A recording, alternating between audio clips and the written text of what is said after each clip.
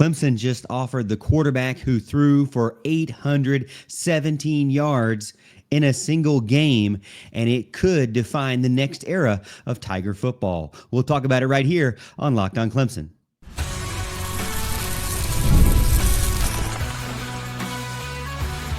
You are Locked On Clemson, your daily podcast on the Clemson Tigers.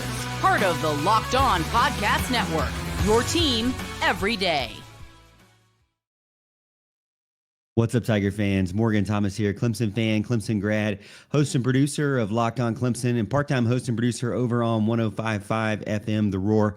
Thank you so much for making Locked On Clemson your first listen every day. We're part of the Locked On Podcast Network, your team every day. And if you're new to the show, make sure to hit that like and subscribe button so you never miss an episode. And for my everydayers out there, you know how Locked On works. Exclusive Clemson content all throughout the week. And don't forget to follow me in between episodes over on X at The Morgan T Show. We can talk about all things Clemson whenever you want. Today's show is brought to you by FanDuel. Right now, new customers can get $200 in bonus bets when your first $5 bet wins. And we've got a ton of stuff to get into, and it's all going to be another episode of recruiting and Clemson offering a big time recruit for the 2027 class. Quarterback, their first quarterback of the class, Peyton Houston, could be the face of 2027. A very dangerous young quarterback in all of America, really, and he could define how Clemson continues their legacy in the next couple of seasons. Over the weekend, Clemson extended its first quarterback offer, and it went to Peyton Houston. He's a four-star phenom from Evangel Christian Academy in Shreveport, Louisiana. Now, I got to tell you, I looked up this high school, and this Evangel Christian Academy has put in, I think, 7th in the country in the number of players they put into the NFL. So this is a big-time program from Louisiana, and Houston's already making his name for himself on the national stage. He has been listed as one of the better quarterbacks in the country. Depending on what outlet you look at, he could be one of the top 2 dual threat quarterbacks in the country. He's been offered by some of the big schools like Georgia, Southern California, Oklahoma, Texas. And some of these schools have been getting in early. Texas got in early in spring of 2024. But Clemson is now making their move and making their statement, if you will, because they're making him their first quarterback offer for the 2027 recruiting class. He visited campus recently, competed in front of Dabo Swinney and Garrett Riley. And if you notice when you look at some of the pictures that are out there from camp, Garrett Riley is absolutely smiling from ear to ear. So it seems as if there was a lot of good conversation and good competition there from Peyton Houston. He spent time with the coaches in meetings, doing some film study, and ultimately walked away with an offer from Clemson University that he said meant a lot to him, and that the entire day was mind-blowing to him. And it's easy to see why, because, Clemson seems to have put out the red carpet for this guy, and ultimately, I think purposefully knew that he would be their top guy, their first offer for 2027. I think they probably knew that going into this camp, but the camp kind of solidified that. It is a confident and calculated statement for 2027, and it shows how much they believe in his long-term upside and what they want to do to build around him, or start with him and build around him. This guy has just finished up his sophomore season, so he hasn't even played his junior year yet. We're in the summer before his junior year, and he's got a lot of development still to go. He still has a lot of growing to do physically and also improvement on the football field. But when you go and watch his film on huddle.com that he's posted up, it is amazing to see what he's able to do at the age that he is at so far. He is a stat sheet killer. Threw for 4,480 yards, 38 touchdowns as a sophomore, rushing almost 700 yards rushing. And in one game, he threw for 817 yards, setting a national high school record. When you watch his film, he's very, very accurate. He's very mobile, and he's just smart with the football. Doesn't make a lot of mistakes. Very mature in the pocket. And not just a bunch of hype. This guy really has a lot of talent. He is continuing to prove himself. And when Dabo sees you face to face in person, and when Garrett Riley sees you in person, and they go out and they have the confidence to offer you as the number one guy on their list, that shows to me that they believe he's a big time playmaker and he has a huge ceiling, and that they are trying to build around him. And Houston has separated himself from the pack. And I believe that this is what you want, and this is what we've seen from Clemson recruiting in general, is that you have to get that one guy, whether it be on offense or defense, that you want to build around, hopefully from both sides, right? But you need a guy that's going to be a champion for you, for your offensive recruiting and for your defensive recruiting. And Houston is that guy that they've, to me, selected to be that guy. Dobson on the other end could be that guy for 2027 and could make a huge impact going forward. If these guys get on board early, then Clemson could start to continue to build. And that's what you want, is building from 2026's success that we're seeing. I mean, they are still in the top 5 in recruiting in 2026. It looks as if they have a handful of guys that are still on the board that they're going to try to bring in and commit to the university. So, and these guys that they have still on the board are 4-star, 5-star guys. So 2026 is going to finish up really strong, we believe. And we're going to try to build in that, or they are going to try to build on that for 2027. And it seems now Houston has no shortage of options. He's already being recruited by some of the best programs in college football. And, you know, Clemson's not really ever first to the table. But to me, a lot of fans have got hung up on that over the years. I don't think it matters at all, is what we've seen. It doesn't matter if you're first to the table or first to offer. What matters is your intentions. And Clemson doesn't offer a lot of players. They don't offer a lot of quarterbacks. And when they do, they usually fight for them to the very end. And, you know, with him being the first guy out the door, that shows you that he is their top priority. And they want to make him, or build around him, as the identity of the offense. I think Clemson needs to really focus on building that identity, or continuing that identity. What we've seen is that they've had a lot of success with the quarterback recruiting. Deshaun Watson and Trevor Lawrence, as much as you may want to disagree with me, DJ Uiagalelei and Cade Klubnik, all big-time recruits, big-time national buds. Tate Reynolds, not as big, but, you know, he's a guy who you feel like has some ability to break through and be one of the better quarterbacks in the country. But Peyton Houston, kind of back to that right out the gate, top level guy, you know. And you want to be able to continue to build that, because after Cade Klubnik, there's a little bit of a question mark of what's going to happen in the quarterback room. But for 2027, at least in a few years from now, as a true freshman, Peyton Houston is that guy that is their number one right now. He is their guy. If they continue to stay aggressive with him, he could be their anchor for 2027 and continue to build. You already have a guy on the defensive side in Max Brown as one of your champions. Could Peyton Houston be that guy? It would be great if he could, because he has a lot of tools right now. I went in and put in on AI based on some of his results and some of the articles that are out there. What would they rate him as college football 2026 if he was in the video game? They said he would be a 91 overall. So that's what telling you right now, a top guy, one of the guys that Clemson definitely needs to go after. All right, coming up next, we're going to talk about Clemson's 2027 offers. They've added a ton more since our last video or our last podcast. So we'll update you and take a look at what they are trying to build on that side of the ball.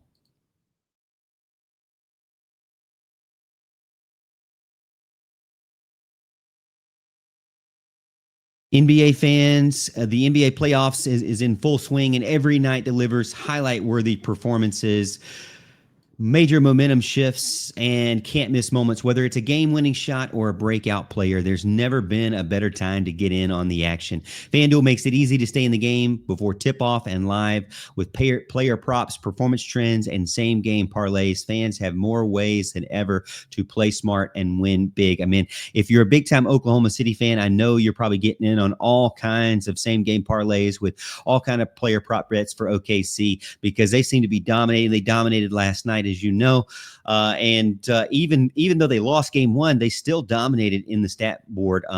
There's no NBA game tonight, but you got MLB, and Jose Ramirez is a big time prop bet for the best chance to get a home run. So check that out. You can go over to fanduel.com, FanDuel Research. I love to do that. I love to be informed about what I'm doing and try to get the most out of my bets over there. New to FanDuel, it is the perfect time to sign up. Head over to fanduel.com and place your first $5 bet. If it wins, you'll get $200 in bonus bets. Make every moment more with FanDuel, official sports betting partner of the NBA.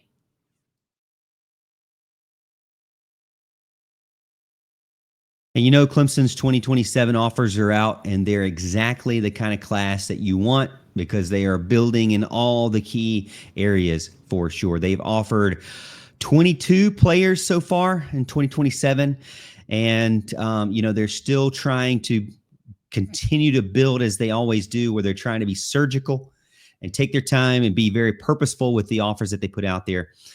Early out on the board, it is loaded with offensive linemen, loaded with athletic defensive backs, and a few elite names that we've discussed already. But you can't forget about Joshua Dobson, defensive back, best player in the state, one of the best players in the country, and Kennedy Brown, best player, one of the best players out of Texas, best offensive tackle in the country, and building around a good group of guys that they want to show how interested they are in them. It shows that they're not just chasing. They never chase, but they are looking for physicality and versatility and fit into the program.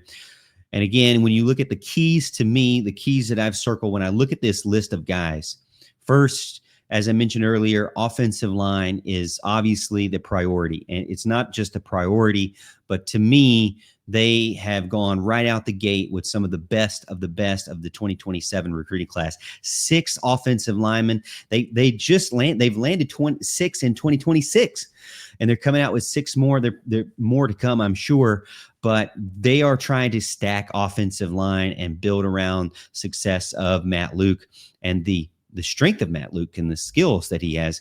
But 6 offensive line offers right now, more than any other group that they have on the board. Kennedy Brown from Texas, number 2 overall player in the country.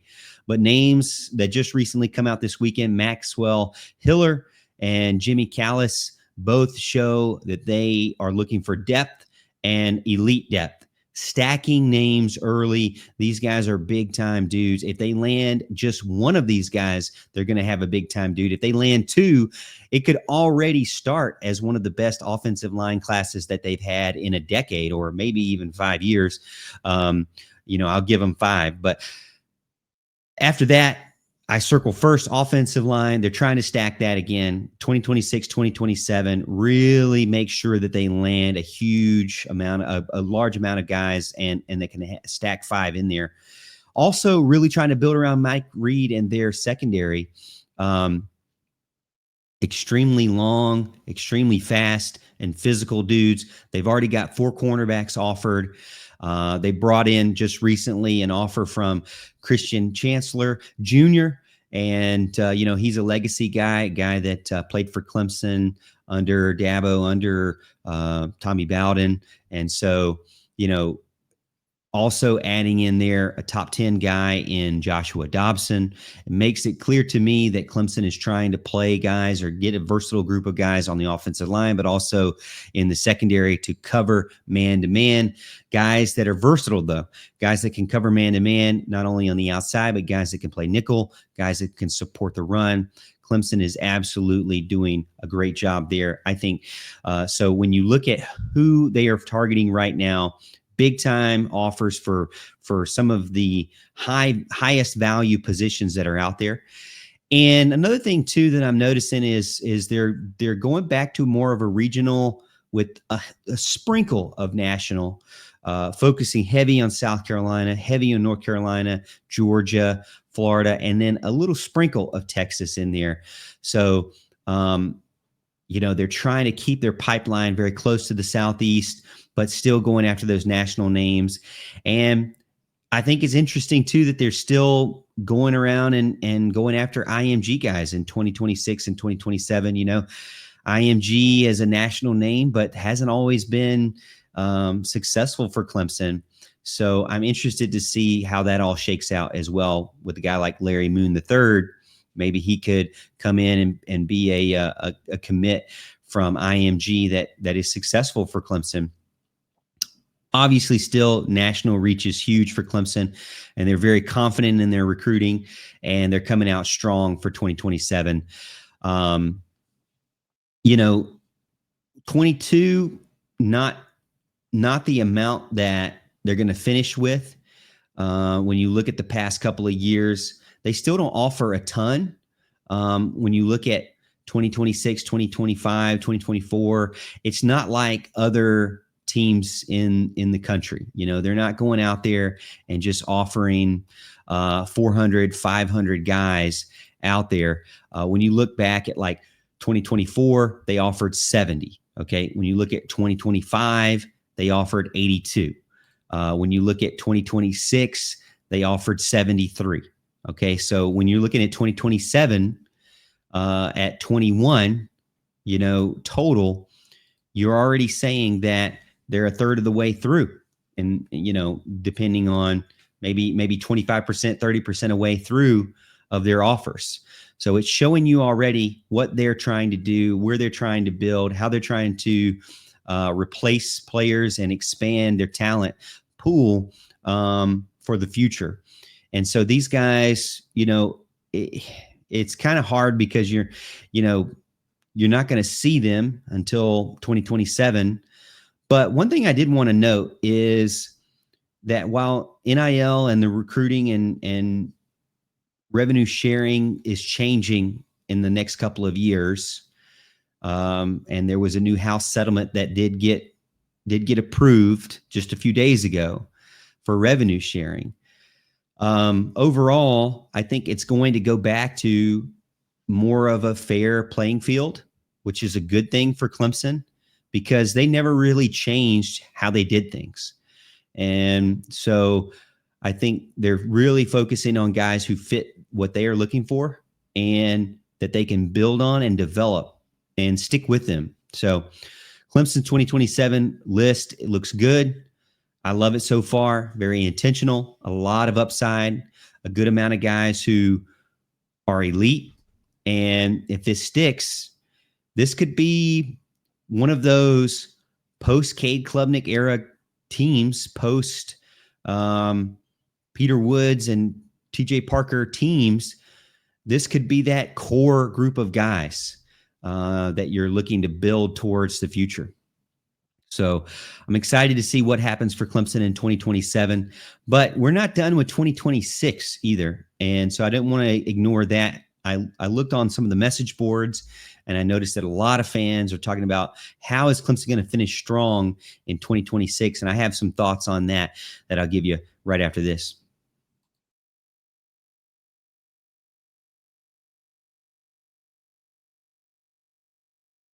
So I was reading over on TigerNet, and there's a lot of names still out there for 2026. Tyler Atkinson is definitely, the crown jewel, I guess you would say, the diamond, the Rolex. He is the guy that you want the most. I think he is the biggest recruit that you have left on the board. Linebacker, one of the best in the country, if not the best in the country. My friend over on 105.5 The Roar, Mickey Plyler, he says that he's one of the best linebackers he's seen in 30 years. So this guy can literally do it all. And I think that's pretty good to say. If they end up landing him, you're building him as a freshman next year with a veteran Sammy Brown and a young Tyler Atkinson. I think that would be an extremely dangerous linebacker group for sure. They also have Bryce Perry-Wright that I'm hearing that they have a lot of confidence in, and he's a defensive interior guy. That could be one of those guys you continue to replace after the stars are gone from this season. So Atkinson, to me, I know when I talk about him, everybody that's not a Clemson fan gets in on the comments and says, "Oh, he's going to Georgia. Get over it. He'll never be at Clemson." And I would just say not so fast, because I do feel like that Clemson, built built on what they had when he came and visited. And I do feel like that he's given them a second look, and they've come on a little bit stronger late in the recruiting cycle. And then I think Bryce Perry-Wright is extremely interested in Clemson for sure as well. Then you got Devin Carter and safety Joey O'Brien. Those are the guys that fans are really begging to see Clemson land at the end. If Clemson lands, all four of those guys, you're talking about one of the best recruiting classes that they've had ever, because it's definitely going to continue to stay top 5, maybe even top 3. And Clemson hasn't had a ton of top 5 in classes at the end of the recruiting cycle.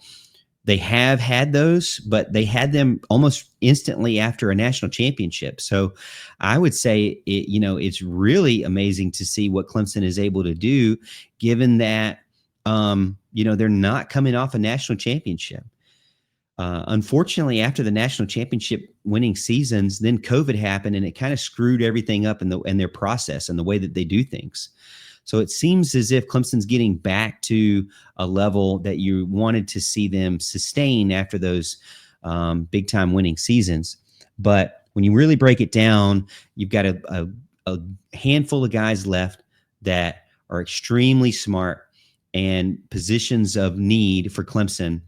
If they land them, including a guy maybe like a true number one, like a Jay Lamar, that could be another big pickup for Clemson in 2026.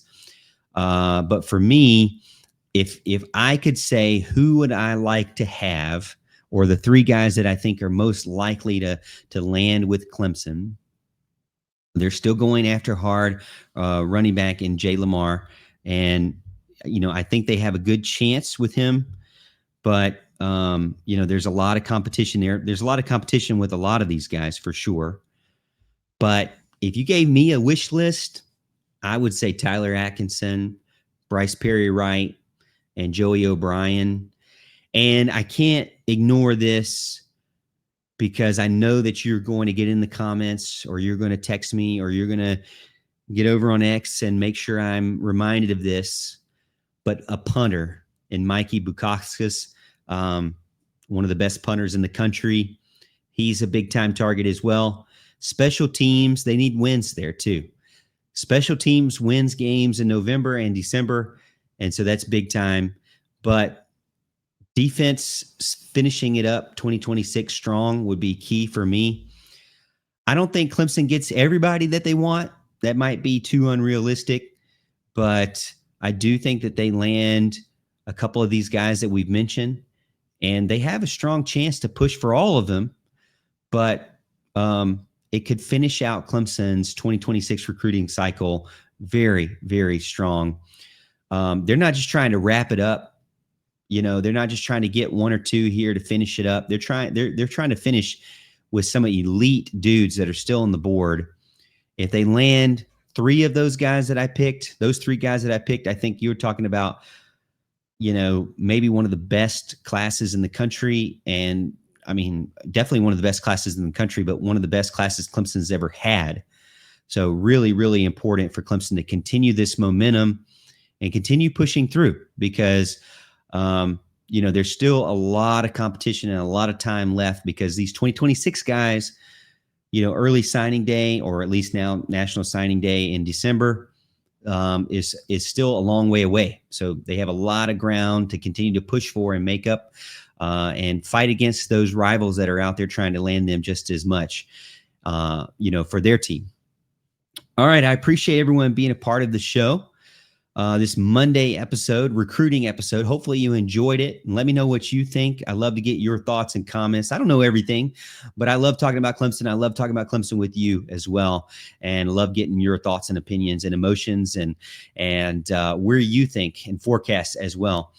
I appreciate everyone being a part of the show. Thank you so much for making Locked On Clemson your first listen of the day. For your second listen, don't forget to go over to the Portal show with Brian Smith. He is awesome over there, and we really appreciate all of the latest rumors and portal entries and signings. You can be the most informed fan of all the rapid changes that are happening with the transfer portal and the college football landscape if you go over and watch the Portal show over on YouTube or wherever you listen to podcasts. And as always, Tiger fans, we'll see you at the top of the hill.